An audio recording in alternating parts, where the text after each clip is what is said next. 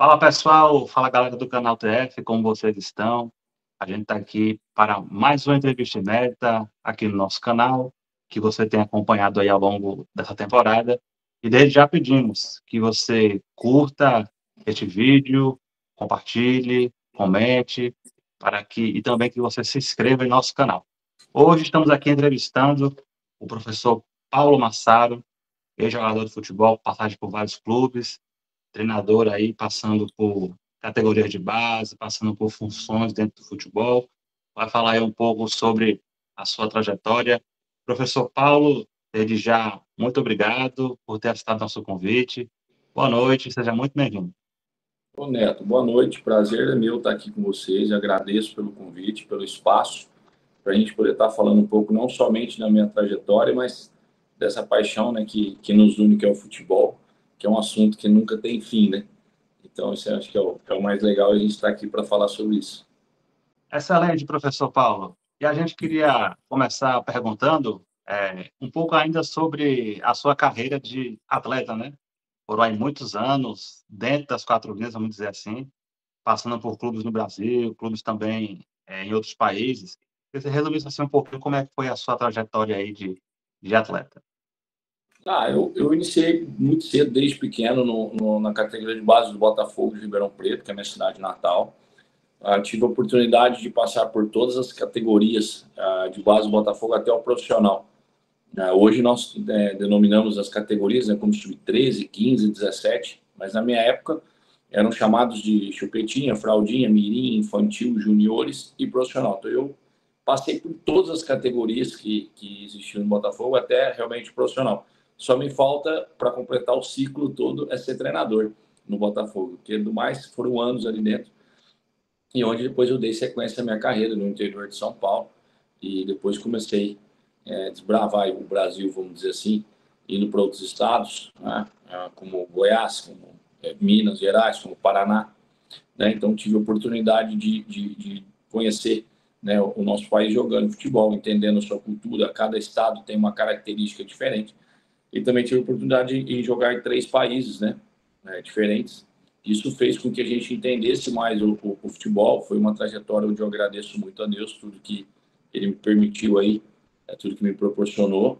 E eu acho que isso me fez, de alguma maneira, ter vivenciado vários estados, vários países. Isso fez com que o meu entendimento de futebol fosse ampliado, minha visão hoje, devido a toda essa mistura que tive como atleta, entendendo alguns níveis que peguei, né? No início da minha carreira, eu cheguei a jogar a famosa Bezinha, que hoje é a 4ª divisão do estado de São Paulo. Então, tive a oportunidade de ter esses clubes, né? Depois de chegar no Paraná Clube, no Atlético Goianiense, e quando eu joguei fora do país, a gente ter essas oportunidades de ter conhecimentos de divisões diferentes, de níveis de atletas diferentes. E eu hoje acho que isso me completa um pouco na minha carreira de treinador. A gente queria também perguntar em que momento que o professor Paulo ele decide, ao encerrar a sua carreira, migrar ali para a profissão de treinador, né? Porque às vezes o jogador, quando encerra ali, né, quando pendura as chuteiras, a gente vê hoje, né? Uma parte vai ali para a parte da gestão, né? Da preparação física, tem outros que até do futebol sai, vai abrir restaurante, abrir loja de, sei lá, material de construção, né? Cada um segue aí caminhos distintos, né? Vamos colocar assim. Mas queria perguntar como é que foi aí a escolha do professor, como é que essa ideia foi sendo amadurecida.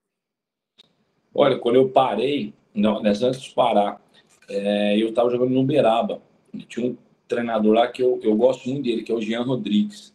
Um cara que eu me identifiquei muito como pessoa.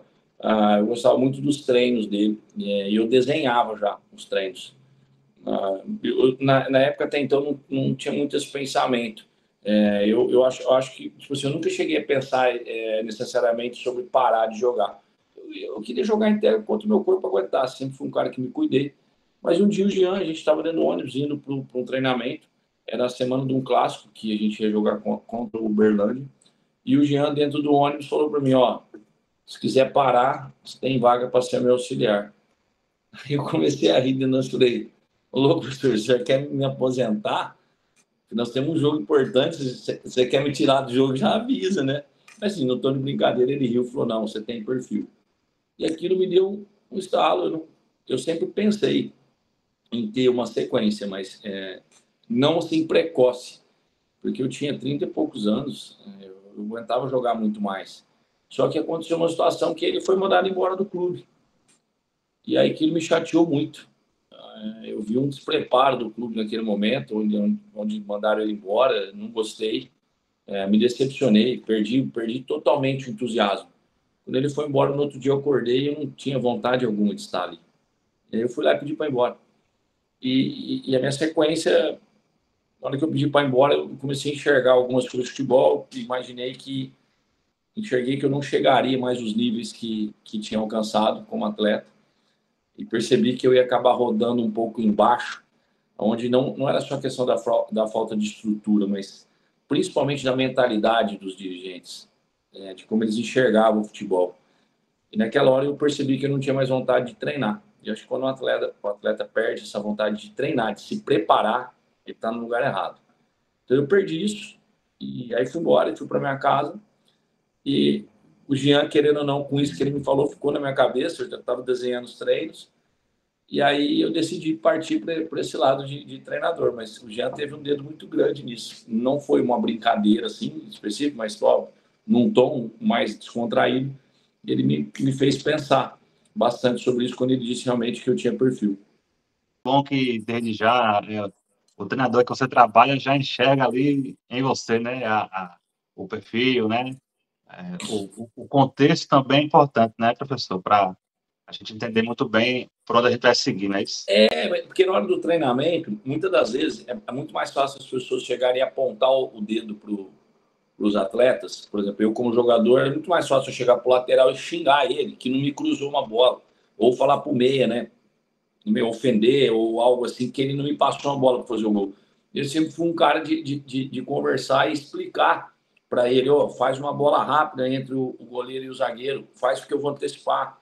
Eu falava para o meia, eu vou fingir que eu vou vir no pé, mas você pode jogar no fundo para poder enganar o zagueiro. Tipo assim, eu orientava de acordo com a movimentação que eu ia fazer ou com coisas que eu enxergava. Eu falava, você está dominando errado. Até você corrigir o domínio, o zagueiro já chegou. Eu não vou conseguir mais ganhar na velocidade dele, porque são frações de segundos. Então, assim, eu sempre orientei. Lógico, a gente tinha nossos debates, mas assim, eu nunca achei bom apontar dedo e brigar. Então, eu sempre ia para a parte da orientação. Acho que, sem eu perceber, eu estava me preparando e acho que o Jean enxergou isso, por alguma maneira.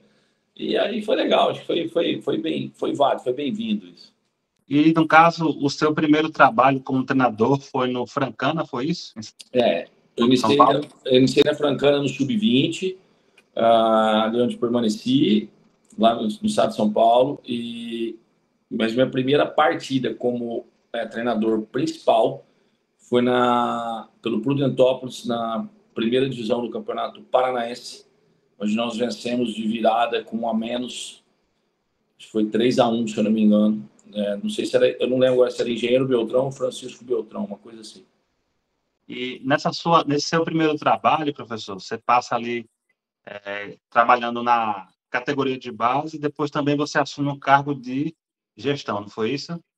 Na Francana, eu fiz um trabalho na base, o presidente, na ocasião, gostou muito e me chamou para conversar, mas eu tinha recém-aposentado, eu tinha 32 anos, se eu não me engano. E aí ele falou, eu gostaria que você fosse treinador do profissional, mas eu não posso pôr você com 32 anos, a responsabilidade aqui é muito grande. Eu falei, mas como assim? Ele falou, não, eu adorei o trabalho. Você não quer ficar de diretor, de gerente executivo aqui na Francana? E aí você ajuda a montar e você vai entendendo, e daqui 1 ou 2 anos eu te lanço. Aí eu falei, aí não, que eu vou ficar trabalhando para poder ficar esperando uma oportunidade. Ele falou, não, eu não vou te pôr antes. Aí eu falei, melhor eu aceitar e entender, né? Porque eu acho que isso para mim era uma escola, né? Tava começando. Eu falei, tá certo, Justo, eu vou fazer esses 2 anos do senhor, depois a gente conversa. E fui como gestor, né? Eu contratava, participava junto com o treinador, era legal. Foi uma boa escola. Realmente foi ali um início, né? Que aí o professor foi galgando depois aí por outros clubes, né? E como até na sua fala inicial, passando por diversas regiões do país, né, professor? É aquela coisa, né? Foi o pontapé inicial que foi ali lhe capacitando para os desafios maiores, não é verdade? Porque são diversas regiões, diversas culturas, né, as características, mas também foram várias funções. Porque quando eu inicio no sub-20, você vai entender ali que você não tem recurso algum. Você tem que entender a sua realidade e você tem que arrumar uma alternativa para isso. Porque a desculpa você já vai ter. Então também era o início, você está naquele gás, e aí você se tornar gerente também com uma folha salarial baixa, e eu era o responsável pela montagem do elenco, que isso o treinador, ele acaba sendo responsável também pela montagem do elenco. Então essa função que eu tive, isso me ajudou pelo meu banco de dados, pelo entendimento, porque aí eu peguei treinadores experientes, inclusive depois eu consigo, como diretor, contratar o Jean Rodrigues.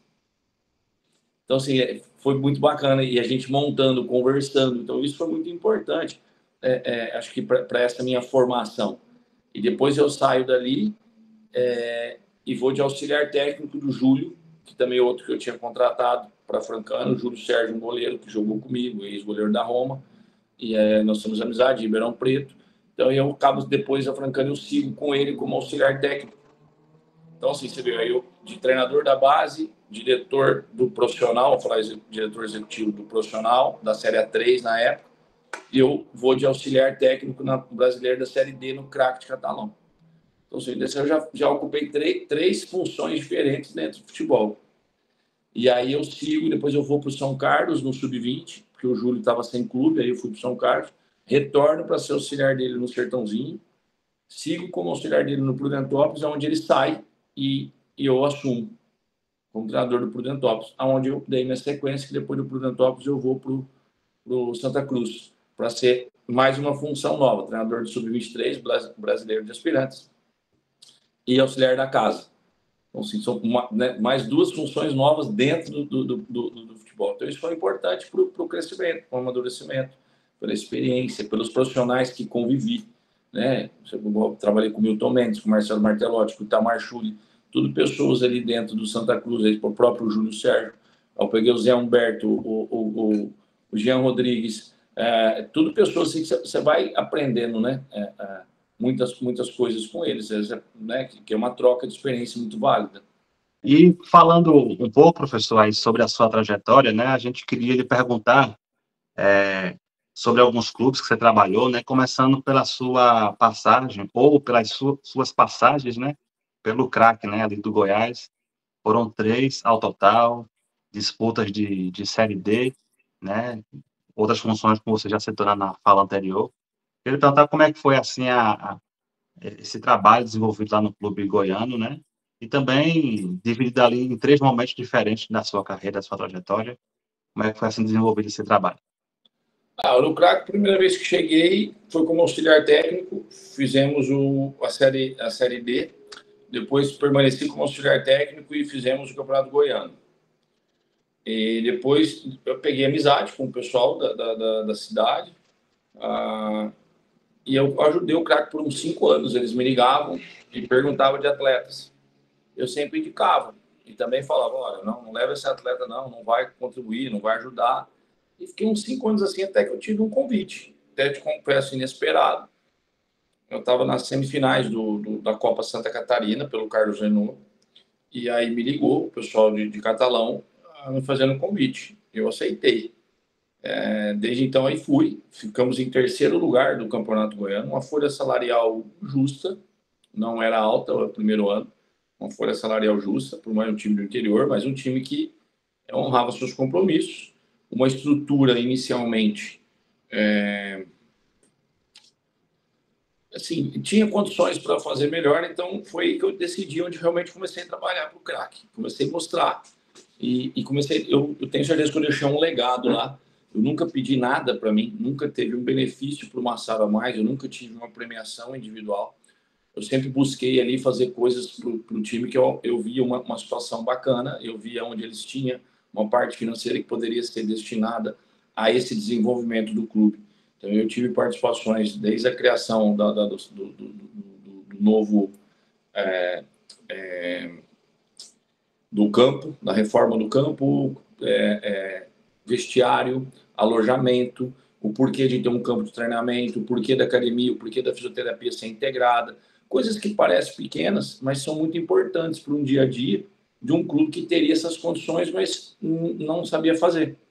Então, eu tive essa minha participação, né? E aí foram 3 campeonatos como treinador, onde nós ficamos em terceiro colocado no geral, no Campeonato Goiano, e perdemos a semifinal para o Aparecidense.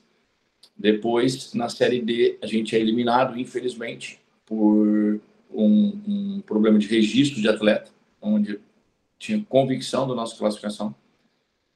Foi muito difícil ali, inclusive a Ferroviária, que entra no nosso lugar, acaba tendo acesso. E depois eu retorno um ano para frente para novamente a Série D, com um grupo totalmente desmanchado, onde eu monto o elenco novamente.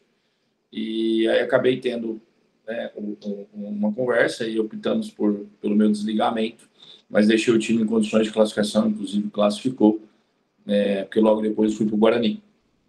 Então foram passagens marcantes, foram passagens importantes, onde eu tenho certeza que eu deixei um legado, tanto de atletas, né? Eu acho que eu elevei o nível do craque, coloquei o craque no outro patamar no sentido estrutural. O GPS nunca teve no craque. Isso é normal em muitos clubes, mas um clube do interior que tem essa capacidade financeira precisava de alguém realmente apenas para direcionar. Então, o GPS é uma coisa que nunca se teve, filmagem de jogos, recortes com drone, etc. Coisas que realmente modificam muito o cenário do futebol e ajuda muito nos resultados. Então, esse legado num banco de dados de atletas, né, desde que saí, eles ligam sempre para os mesmos atletas, os atletas que apresentei, por banco de dados que lá deixei. Então, eu fico feliz de saber que eu contribuí. Espero que eles dêem essa sequência, com esse tipo de visão, né, com esse tipo de trabalho, buscando realmente atletas que é aquilo que eu expliquei para eles. Não adianta o cara ter um passado bom se ele não tem minutagem. Você, às vezes, resgatar um ou outro atleta é uma coisa, mas você pegar 10 atletas o atleta jogou no Goiás, jogou no Vila, jogou no Atlético, isso não muda nada. Se ele está lá há 3 anos com a minutagem baixíssima, isso não vai te contribuir. Então, eu mostrei algum tipo de visão também de como a gente poderia estar montando o elenco, de poder tentar equilibrar a equipe, né? Porque não adianta você ter... Se você tiver 10 Ronaldinho Gaúcho no time, não vai adiantar nada. Então, assim, tentar passar algumas visões, aquilo que eu entendia como uma visão um pouco retrógrada que eles têm lá. E eu acho que contribuir foi bom para a minha carreira também. E o professor Paulo falou algo assim interessante sobre o retrato, né, de muitas equipes que às vezes ali jogam a Série D ou jogam só o estadual, né, o ano ali acaba em março, abril, ou então em junho, julho, né, dependendo lá da situação.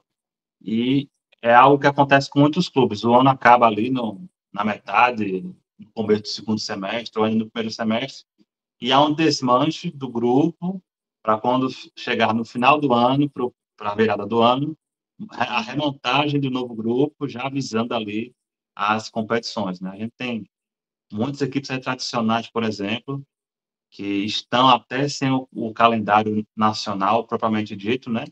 E tem que ficar fazendo esse ciclo para fazer um bom estadual no ano, para conseguir o calendário no outro ano, né? Isso fica uma lacuna, porque você deixa de desenvolver, você perde o seu torcedor. Eles estão tentando agora ou ajustar a Série D com mais clubes de um jeito diferente e deu a ideia de fazer a Série E. Eu acho válido, eu acho justo. Nem todos os estados têm suas copas, igual agora. Vai começar uma Copa Santa Catarina e uma Copa Paraná. Isso eu acho importante. Está tendo uma Copa, eu só me esqueci o nome agora, em Sergipe. Então, assim, é importante quando tem pelo menos essa Copa, porque os times do seu estado que não atingiram vagas, ele tem um calendário, ele continua em atividade. E para o próprio jogador é ruim. Se o jogador acaba lá a competição dele em setembro, ele vai começar a treinar, talvez a treinar em novembro para dezembro. Então, são meses inativos. Isso daí aumenta seu índice de lesão, você deixa de praticar, você deixa de evoluir. E para o clube também não é bom. Né? Entre clube e torcida, o Campinense, o 13, Bangu, tudo times que estão sem calendários para o próximo ano. Então, talvez essa já tem uma opinião, talvez essa ideia de formar mais uma divisão que é a Série E, acho que isso aí seria interessante, até para os treinadores, porque aumenta os times, aumenta os campeonatos, aumenta a possibilidade de todo mundo estar trabalhando. Eu acho que é válido. Tem time para isso, tem recurso para isso. eu acho que essa sequência seria interessante. E a gente queria também lhe perguntar, né, já que estamos aqui, né, na nossa capital pernambucana, né, perguntar sobre a sua passagem pelo Santa Cruz. Como você já disse, foram ali funções simultâneas, né, auxiliar do profissional e treinador da equipe sub-23, onde você conquistou títulos, disputou competições fora do Brasil, né, com a equipe lá jovem. E eu queria lhe perguntar, professor, como é que foi aí a sua passagem, né, pelo Tricolor e também aí essas competições disputadas com a equipe sub-23 que culminaram também em conquistas. Foi meu primeiro clube nordestino, foi minha primeira experiência. Então, tem um carinho muito grande, um respeito muito grande. O Campeonato Brasileiro de Aspirantes foi muito bacana, porque dali surgiu grandes nomes. O Varley, por exemplo, saiu dali. Michael Cleito, goleiro. André Lima, volante. Elias Carioca. Tudo atletas que tiveram, inclusive, vendas, né? O Ítalo Melo, zagueiro, né, que estava se recuperando de lesão. Dentre tanto outros que surgiram dali. Que a gente teve como base, às vezes o menino não estava pronto 100% para estar no profissional, ele teve esse ajuste no 23, e o Sub-23 deu esse suporte para ele terminar de se desenvolver. E nós tivemos várias vendas, né? Tiveram grandes revelações, e que ajudou a equipe de Santa Cruz, ou sendo vendido pela parte financeira, ou sendo revelado para estar no profissional, como o caso do André. Depois ele foi vendido, mas inicialmente ainda ele teve a oportunidade de jogar, né? E ajudou o Santa. Eu tive 2 passagens no Brasileiro de Aspirantes, foram passagens muito boas. E no primeiro ano do Aspirantes, já como auxiliar da casa também, nós tivemos a Copa Pernambuco. A Copa Pernambuco, nesse caso, é uma Copa profissional. Então, eu fui treinador do Aspirantes, eu fui auxiliar da casa e assumi a equipe. Nós fizemos uma mescla, jogou atletas que eram sub-20, que tinham estourado a idade. Eu falei, deixa comigo, eu vou avaliar, nós não vamos liberar atletas sem ser avaliado. Eles não têm mais idade por 20, então eu vou avaliar. Então, peguei alguns atletas do 20, com a base que eu tinha do 23, e atletas remanescentes da Série C que ficaram, alguns. Alguns Potiguar, por exemplo, é um deles. Então, esses atletas formaram a equipe que nós jogamos a Copa Pernambuco, que para muitos ninguém valoriza, mas eu valorizo muito, porque ela é um campeonato profissional, não é categoria de base. Cada um joga com a idade que quiser. Então, se analisar, foi o último título da história do Santa Cruz. Foi a Copa Pernambuco, porque ela é totalmente registrada como profissional.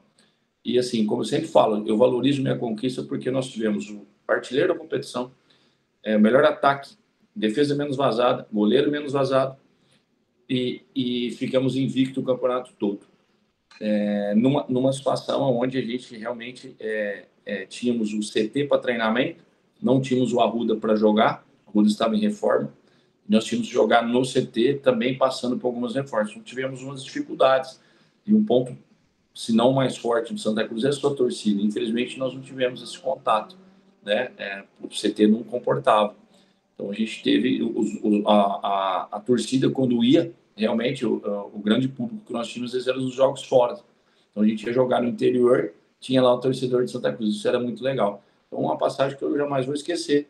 E depois, no ano subsequente, após o Sub-23, tivemos uma viagem para Dubai, onde nós tivemos um título que é considerado, chama título fita azul, quando uma equipe faz uma viagem internacional e os jogos que ali você faz, você volta mantendo uma invencibilidade, né? Nós fizemos todos os jogos lá, ou empatamos ou vencemos. Então, nós voltamos com uma invencibilidade onde deram esse título simbólico, né? Título fita azul, mas que para mim também representa muito, porque você fazer uma viagem igual a gente foi para Dubai, levar o Santa Cruz da maneira que a gente levou, foi um projeto onde eu encabecei do início ao fim, eu organizei essa viagem.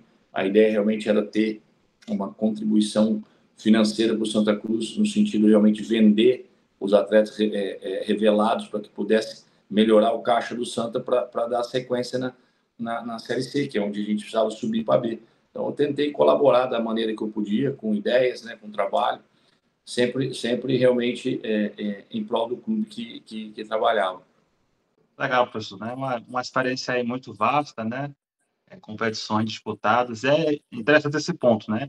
Apesar de ser disputada ali com a equipe sub-23, mas é uma competição profissional, né? E fica aí como Nós somos, me falha a memória, eu já peço desculpa. Acho que é Pescara, uma cidade que tem no interior. Pesqueira. Pesqueira. Cara, nós viajamos na ocasião no dia. É longe. Sim.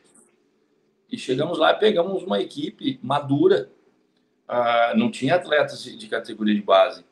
Com o estádio lotado, um sol. E nós paramos para comer num local, não por ser simples, longe disso, mas uma comida muito pesada.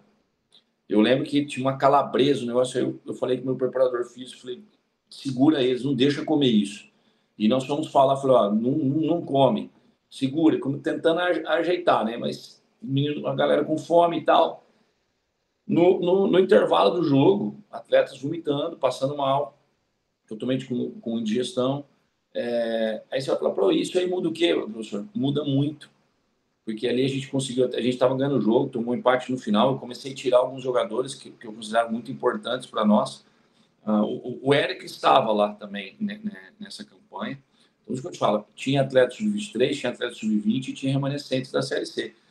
O Eric era um menino que nós precisávamos reabilitá-lo, uma categoria, ele é refinado, ele tem uma categoria indiscutível, só que ele vinha de uma lesão, né, tinha feito uma cirurgia.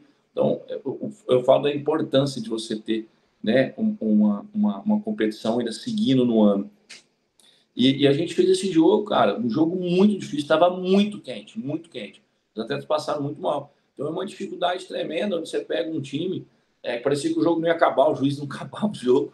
Tinha no interior, sol e torcida, e os meninos do jeito que tinham se alimentado, isso foi uma coisa muito difícil. E eu valorizei muito para eles isso no vestiário, devido ao empate, para que eles não se sentissem mal, porque nós estávamos dominando o jogo. Deu acho que 25, 30 do segundo tempo, acabou. Nós não conseguimos mais jogar. E aquilo eu lembro como se fosse hoje. Então a gente teve uma queda de rendimento muito grande, principalmente na parte física, porque viajaram no dia, uma viagem desgastante, com uma alimentação inadequada. Então isso faz com que, na verdade, valorize ainda mais o feito e o título, né? E justificando o que eu falei. É o último título profissional da história de Santa Cruz. E como você falou que o Santa Cruz aí foi o seu primeiro clube, né, futebol nordestino, a gente queria perguntar sobre uma outra passagem sua também na região Nordeste, que foi pelo Confiança, né? E assim, pegando um pouco dessa sua passagem e comparando com alguns cenários que a gente vê acontecendo com recorrência, vamos dizer assim, né? Não de hoje, no nosso futebol brasileiro, né? A passagem do professor foi curta, né? Poucos jogos, né? Teve ali um número expressivo de vitórias, mas foi uma passagem que o professor ali enfrentou eliminações, né? Copa do Nordeste e Copa do Brasil, não foi isso? Eu acho que foram 12 jogos. Sim. Eu não me recordo, com apenas 2 derrotas. Porém, uma das derrotas foi no Clássico, onde eu saio ganhando de 1-0, faço o segundo gol legítimo. Tem isso também, né? Derrotas em Clássico. Eu perdi um Clássico, eu sei que quando eu saí ganhando o jogo, eles fizeram uma homenagem a um árbitro que tem uma história dentro do estado, mas um árbitro já aposentado há muito tempo, não tinha condições de apitar. Colocaram ele para apitar um Clássico, um jogo difícil. E eu faço o segundo gol, 2-0. Teoricamente, ali eu liquidaria o jogo. Por que eu estou contextualizando? Não é por desculpa. Perdi o Clássico. Assumo. Mas isso custou meu emprego. Custou meu cargo. Quando eu estou ganhando o jogo e faço o segundo gol, gol legítimo, que ele anula, faz com que a equipe adversária cresça. Eu acabo tomando um empate e no final tomo uma virada. Eu fiz um jogo contra o Retrô apenas com 17 dias de trabalho. O Retrô vindo com o time dele, Alencar, Fernandinho, o Mascote, um time super organizado, que vinha de um campeonato estadual, acho que fez a Série D muito bem feita, quase subiu com o Marcelo Martelotti, e aí depois entra o Bergantin. Então eu tive 17 dias com a equipe do zero. Jogadores que nós contratamos, que estão vindo da Série B, precisavam de um mês de férias. Quando eu tenho todo mundo na minha mão por 17 dias, estamos falando aí praticamente 2 semanas e meia, porque a última semana eu nem treinei, porque como é que eu vou desgastar os caras para o jogo? E aí eu fiz um jogo de um domínio muito grande em termos de finalização, de posse de bola, tem isso, todos os números aí no meio. E eu perco nos pênaltis. não foi uma eliminação na Copa do Nordeste. Aí iniciamos o estadual com a invencibilidade, 5, 6 jogos, 5, 6 vitórias. Aí nós vamos para um clássico onde tem a primeira derrota. Mesmo assim, a gente ainda estava líder do campeonato. Só que é um clássico. E aí eu vou para a Copa do Brasil vencendo o jogo, acho que 34 do segundo tempo. 2 atletas pedem para sair. Um com cãibra e outro vomitando, que era o Júnior, lateral direito, e o Lucas Rian, meu atacante. E eu substituo por 2 atletas que já eram titulares da equipe, né? Já vinham, que era o Luizinho e o Samuel. Eu tomo a virada em 3 minutos, 4 minutos. Do mesmo jeito, a bola sai da minha direita, entra na minha esquerda, vem o cruzamento, o cara faz o gol. 2 lances iguais. Tomei uma virada. Quando fui conversar, não queria ter saído, gostava muito do time. Eu acho que até em termos de números, eu entendo a colocação deles. Afinal, foram 2 eliminações e uma derrota no Clássico.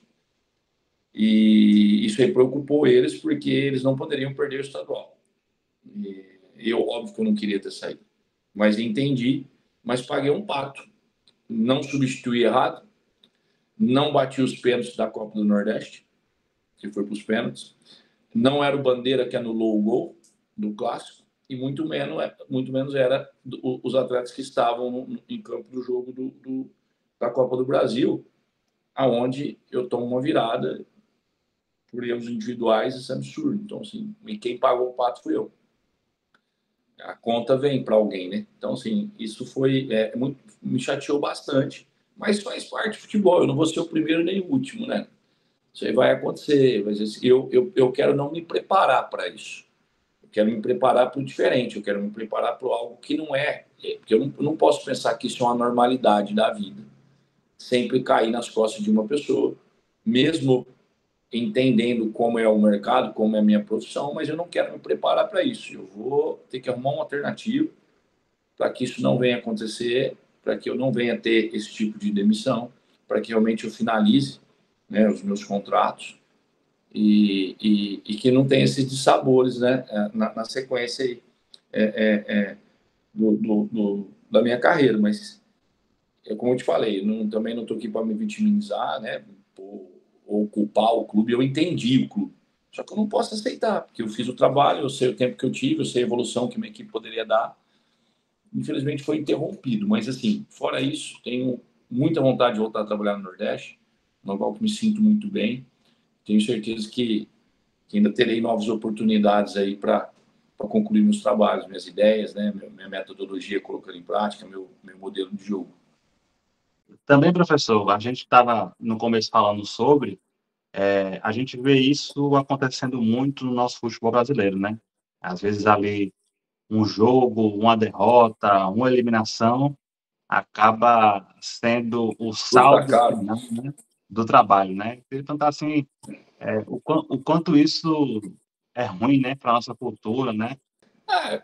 Eu, particularmente, a família sofre junto, né? Você está num lugar onde você inicia uma pré-temporada. Eu passei 3 meses em Confiança, por exemplo, falando do último trabalho.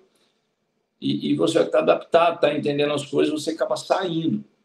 Mas eu entendo que uma eliminação e uma derrota de classe tem um peso muito grande. Como eu te falei, vamos preparar melhor em outras situações para que isso não aconteça. Infelizmente aconteceu, mas assim, né, eu acho que tem momentos sim que deve existir a troca, sabe?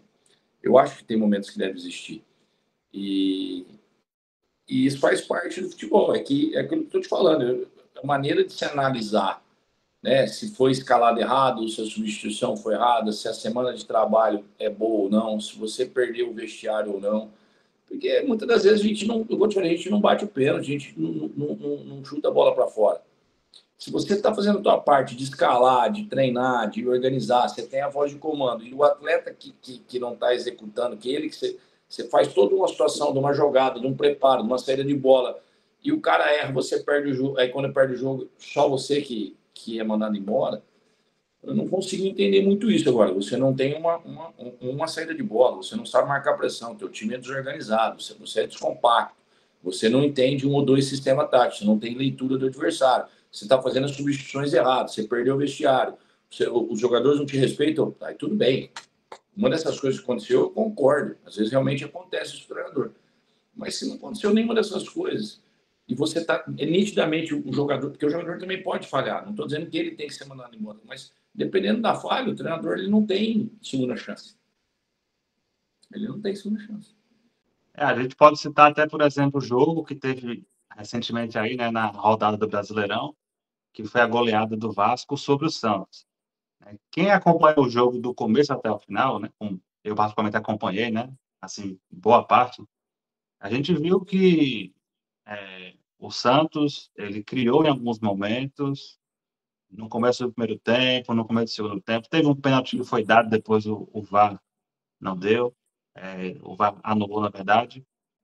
Na minha visão, era um jogo que ia caminhar para uma derrota normal de 1-0, né? Só que é aquela coisa, né? Uma vez perguntaram para o Rogério Ceni quando ele estava no Bahia, né? Porque há 15 anos atrás o Vitória ganhou do Bahia de 7-1, parece, 7-2. Você vai replicar o mesmo placar? Aí ele falou, mas ninguém entra em campo pensando, hoje eu vou ganhar de 7-2, de 8-0. Você pensa fazer 3 pontos. Isso, é o jogo que se desenha. Então, quando o Vasco fez o segundo gol, houve ali, naturalmente, né, uma queda mental do Santos, né? E o Vasco viu a possibilidade, o time consegue fazer essa leitura dentro de campo, de fazer o terceiro, o quarto, o quinto e o sexto. O jogador sente que o outro é um momento que você está melhor na partida, que o outro sentiu o golpe, vamos dizer assim. Isso. A confiança está abalada, né? E aconteceu também um pouco na questão do 7-1, né? Que até pronto, até você tem esse exemplo, né? O Toni Kroos, ele tem um recorde no livro dos recordes, né? Porque ele marcou 2 gols em 1 minuto e 9, né? Esse é o menor tempo e 2 gols marcados. Ele não sai de casa, hoje vou bater o recorde. Não vai. O contexto do jogo levou ele... E entra aquela coisa do Brasil. O Brasil tomou 1-0. Aí, não, vamos empatar. Tomou 2. Não, dá. Tomou 3. Aí, depois que toma 3, aparece todo mundo. Fecha, não passa vergonha, só perde 3. Aí, se o cara não ter... mas já tá perdendo de 3, tem que tentar. Você não vai agradar. Você não vai. Agora, aí eu te pergunto, o treinador do Santos saiu. Eu acho que depois de 6, realmente ficou ruim. Mas a pergunta é, saiu algum jogador com ele? Não. Então, quer dizer, os 6 gols a culpa é só dele. Né? Os 6 gols a culpa é só dele. O 6-0 é total a culpa dele. Não é mais de ninguém, porque só ele foi embora. É complicado, né? Você querer achar um culpado, né? Não, eu acho que ele tem a parcela dele, Neto. Não estou isentando o nosso. Tem a parcela dele. Todo mundo dele, né? Mas é que eu estou te perguntando, mas só ele? Sim. É como se fosse, né? Deixa essa mensagem, né? Eu não estou querendo comparar a minha história com confiança, até porque eu deixei claro que eu entendi e eu sei o peso que foi ter 2 eliminações e 1 derrota de clássico, mesmo eu estando líder do Sergipano no momento. O que eu estou falando agora do treinador do Santos, assim, eu até acho que foi uma demissão, assim, consigo compreender melhor, porque eu acho que aí ele vai perder o grupo, foi uma derrota muito expressiva, que a gente já tem ideia. Agora, só ele mandar embora, eu acredito que dentro disso é algo, assim, muito até injusto, cara, porque ele não jogou o jogo, ele teve a participação dele como treinador, como um cara que escalou, como as substituições, mas só ele pagar a conta, eu não concordo. Realmente é o retrato, né, professor, que a gente tem visto aí, né? E a gente espera que as coisas mudem, né? Que nem sempre a culpa é somente do treinador, como você quer falar, né? Mas eu acho que ele é o líder, ele tem a culpa dele, mas tem casos desse cara do Santos aí, eu não consigo entender. Isso. 6-0 ser na conta dele. Até mesmo, recentemente agora, um dos dirigentes do esporte, né, que está na lanterna da Série A, né? Aí ele chegou numa entrevista coletiva e falou, a gente realmente chegou à conclusão que erramos na montagem do elenco, mas a gente já está em agosto. Você só viu isso agora? Não tem como. Você viu que o esporte tem uma retrospectiva e uma conta que o que ele fez desde a chegada do Daniel Paulista Se ele faz no início, ele estava no G12. Eu estou assistindo os jogos. O Daniel, meu amigo particular de Ribeirão Preto, nós jogamos juntos na categoria de base. Estou torcendo demais para ele, não só pela amizade, mas eu vi uma mudança de comportamento do time de esporte. Eu vi um time totalmente diferente, posturado, com propósito de jogo, um time com muita intensidade. Eu estou gostando do time de esporte. Você vê, a pontuação. E eu vou te falar, teve jogo que ele não merecia ter saído com empate. Esse do São Paulo mesmo, pecado. O do Santos ganha de 2-0. Então, assim, você vê que mudou completamente o time do esporte. Então, o Daniel fez total diferença nesse sentido aí. Aí eu te pergunto, se tiver o rebaixamento mesmo, o Daniel é o culpado? Mas aí vai tirar ele? Não pode tirar ele. Eu não sou a favor. Se ele seguir com essa média, esse jeito que ele está fazendo. Vamos falando, são contextos do futebol, né? Se você errou na montagem do elenco, você errou na escolha do treinador, aí você vê o time dispensando e contratando durante a temporada, trocando direção de futebol, trocando de treinador 2 vezes até chegar agora no Daniel, que já é o terceiro. É uma série de fatores, né? Para chegar, que é o diagnóstico da situação atual. Concordo. Mas isso daí vai ser assim, vai ter os erros. Eu só não sou a favor, às vezes, de colocar as coisas na conta só de uma pessoa. Eu acho que isso é um pouco injusto. E professor, também perguntando sobre uma passagem também sua recente, né, que foi no Guarani, né? Dessa vez em uma nova função, ali como auxiliar do professor Alan, também num contexto bem diferente, né? O Guarani estava ali brigando já por uma campanha contra o rebaixamento e acabou sendo combinado no final, né? O professor Alan foi o último treinador daquela temporada, como falamos, né? Muitas trocas, aquela coisa toda. E eu queria perguntar, professor, como é que é trabalhar nesse contexto, que você tem que ali meio que recuperar o mental dos jogadores, você precisa incentivá-los a ponto de sair daquela situação ali de uma zona de rebaixamento. Como é que trabalhar no dia a dia normal em conquistar as vitórias e também aliado a esse fator mental que é tão importante? Neto, quando eu aceitei o convite, o Alan, nós jogamos juntos, né? Nós temos uma grande amizade.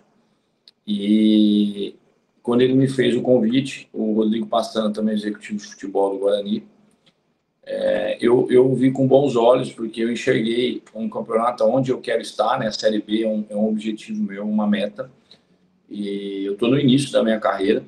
Então, eu sei que existe uma meritocracia para você chegar na Série B. Realmente você tem que ter números, né? Trabalhos reconhecidos para chegar na Série B. Então, quando eu tive esse convite, foi uma maneira de eu pisar na Série B e entender a Série B. Eu queria ver de perto, desde do nível dos jogadores até mesmo a competição em si. Competição muito difícil, muito equilibrada, exige um mental muito grande. Muitas viagens, assim, um deslocamento. Então, realmente tem uma série de coisas aí que para mim foi muito importante vivenciar, né? De perto mesmo, sendo bastante participativo.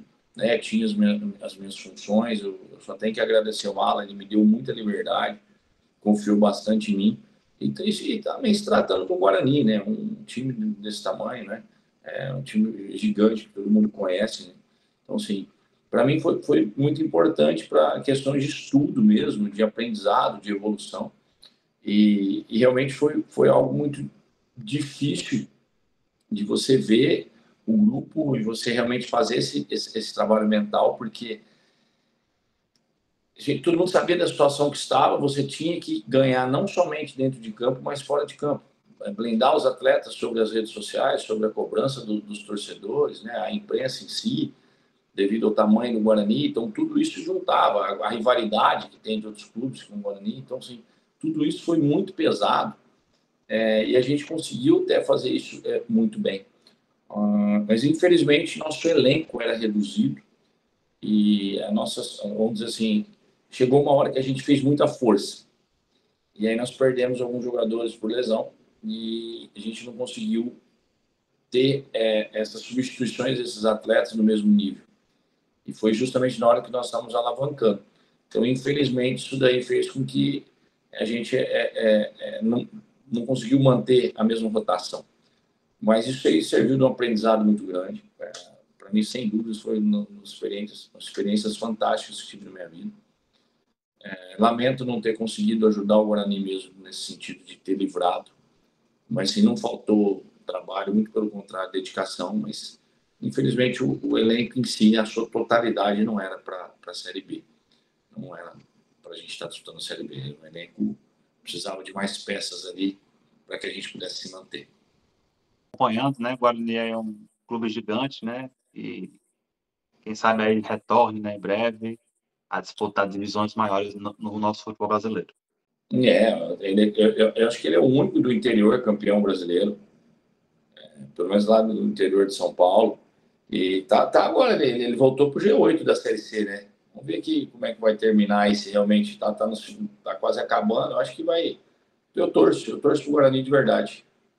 E, professor, já chegando aqui ao ponto final da nossa conversa, né? A gente sempre tem um tópico que a gente gosta de falar, que é sobre presente e futuro, né? Então, como é que está aí atualmente a carreira do professor Paulo?